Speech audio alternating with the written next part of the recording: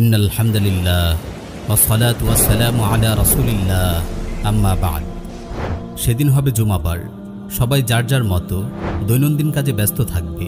কেউ চাকুরিতে, কেউ ব্যবসায়, কেউ বা কৃষিকাজে, কেউ খাওয়া দাওয়ায়, কেউ চা বিক্রিতে, কেউ সফরে, কেউ বা থাকবে ঘুমে। হঠাৎ করে শেষ হয়ে আসবে এই বিশ্বজগতের সুনির্ধারিত মেয়াদকাল। আল্লাহর নির্দেশে সিংগায় ফুকদানের মাধ্যমে সূচনা হবে কিয়ামতের। মহাপ্রলয়ের সিংহাধ্বনি বেজে উঠতে এই বিশ্বজগৎ জুড়ে শুরু হয়ে যাবে এক মহাতাণ্ডব, এক অভূতপূর্ব ধ্বংসযজ্ঞ।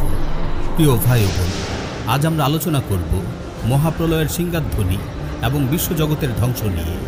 সুনানুত তিরমিজি, সুনান আবি দাউদ সহ অনেক হাদিস গ্রন্থে এসেছে, একবার এক বেদুইন রাসূল সাল্লাল্লাহু আলাইহি ওয়াসাল্লামকে জিজ্ঞেস করেন, ইয়া রাসূলুল্লাহ, সিংহা কি? তিনি উত্তর দেন, কারনুন ইউনফাখু ফি, সিংহা হলো শিং যাতে ফুঁক দেয়া হবে।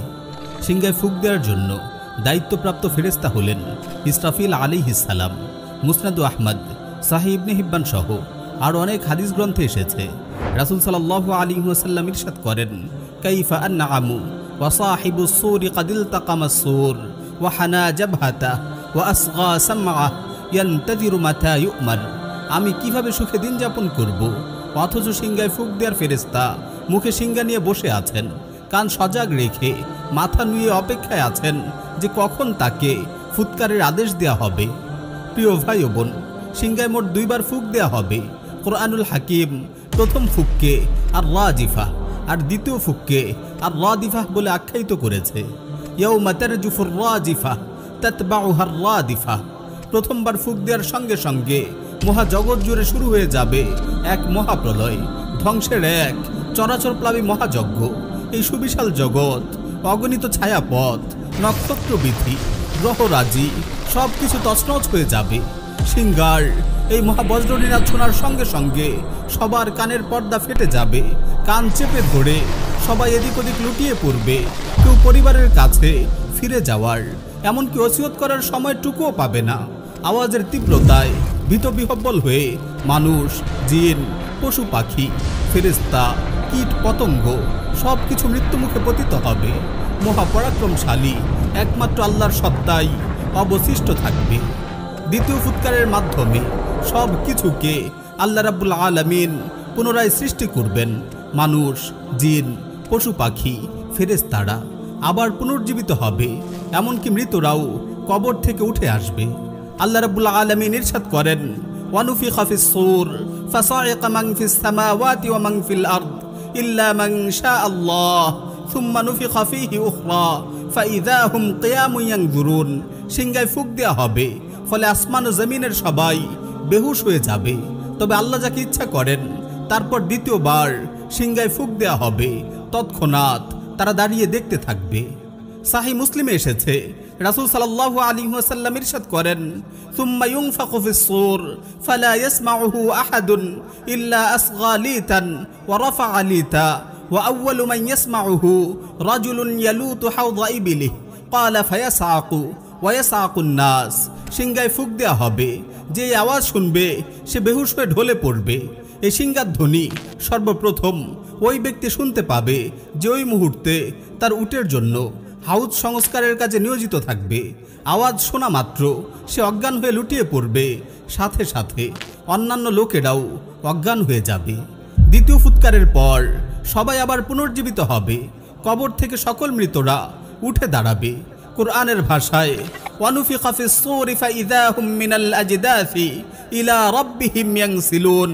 আর সিংহায় ফুঁক দেয়া হবে, তখনই তারা কবর থেকে উঠে তাদের রবের দিকে ছুটবে। এখন প্রশ্ন হলো, দুই ফুৎকারের মাঝখানে কত সময় ব্যবধান থাকবে? এই ব্যাপারে হাদিসে সুস্পষ্ট কোনো বক্তব্য পাওয়া যায় না, তবে আবু হুরায়রা রাদিয়াল্লাহু তাআলা আনহুর হাদিস থেকে কিঞ্চিত ধারণা পাওয়া যায়। সাহিহুল বুখারীতে এসেছে, সাইয়্যিদুনা আবু হুরায়রা রাদিয়াল্লাহু তাআলা আনহু বর্ণনা করেন, রাসূল সাল্লাল্লাহু আলাইহি ওয়াসাল্লাম ইরশাদ করেন, মা বাইনান নাফখাতাইনি আরবাউন, দুই ফুৎকারের মাঝে 40। আবু হুরায়রা রাদিয়াল্লাহু তাআলা আনহুর ছাত্ররা জানতে চান, 40 দিন? তিনি বলেন, আমি জানি না। তারা আবার জিজ্ঞেস করেন, 40 মাস? তিনি উত্তর দেন, আমি জানি না। তারা পুনরায় জিজ্ঞেস করেন, 40 বছর? তিনি উত্তর দেন, আমি জানি না।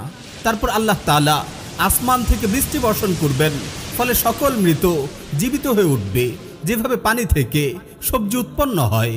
প্রিয় ভাই ও বোন, বড় কিয়ামতের এই ভয়ানক সিংহাধ্বনি যদি আপনি শুনতে নাও পান, কমপক্ষে আপনার ছোট কিয়ামত তথা মৃত্যুর ভয়াবহ হুঙ্কার তো আপনি নিঃসন্দেহে শুনতে পাবেন। তারপর আপনাকে আবার সৃষ্টি করা হবে। আল্লাহ তাআলা বলেন, ইয়াউমা নাতউইস সামাআ কাতাইয়িস সিজিল্লি লিল কুতুব কামা বাদানা আউওয়ালা খালকিন নুঈদু ওয়া'দান আলাইনা ইন্না কুন্না ফাইলিন। সেদিন আমি আকাশকে গুটিয়ে নেব, যেমন গুটানো হয় লিখিত কাগজপত্র। যেভাবে আমি প্রথমবার সৃষ্টি করেছিলাম সেভাবে পুনরায় সৃষ্টি করব। আমার ওয়াদা নিশ্চিত, আমি তা অবশ্যই পূরণ করব। প্রিয় ভাই ও বোন, মৃত্যুর পর অবশ্যই আমাদেরকে পুনরায় সৃষ্টি করা হবে। আমাদের সবাইকে আল্লাহর সামনে দাঁড়াতে হবে, জীবনের হিসাব দিতে হবে। যে ব্যক্তি মৃত্যুর পর পুনরুত্থানের প্রতি ঈমান আনে, সে সব সময় আল্লাহর সামনে দণ্ডায়মান হওয়ার ভয়ে কম্পমান থাকে। কিন্তু দুনিয়ার ভালোবাসা, জীবনের কোলাহল, অন্তহীন স্বপ্ন প্রত্যাশা আমাদেরকে মৃত্যুর পর পুনরুত্থান, আল্লাহর সামনে দণ্ডায়মান হওয়ার মতো অনিবার্য বাস্তবতার কথা আমাদের ভুলিয়ে দেয়। যদি আমরা এসব নিয়ে চিন্তা করতাম, তাহলে পরিবার ও সম্পদের কথা ভুলে যেতাম। দুনিয়ার ভোগবিলাস পরিত্যাগ করে আখিরাতের দিকে মনোনিবেশ করতাম। প্রিয় ভাই ও বোন, আজ যদি আপনি এসব বাস্তবতা থেকে মুখ ফিরিয়ে রাখেন, তাহলে মনে রাখবেন, খুব দ্রুত সেই দিনের মুখোমুখি আপনি হতে যাচ্ছেন, যেদিন আফসোস ছাড়া আপনার আর কিছুই করার থাকবে না। কিন্তু দুর্ভাগ্যের কথা হলো, এই আফসোস সেদিন আপনার কোনো কাজে আসবে না।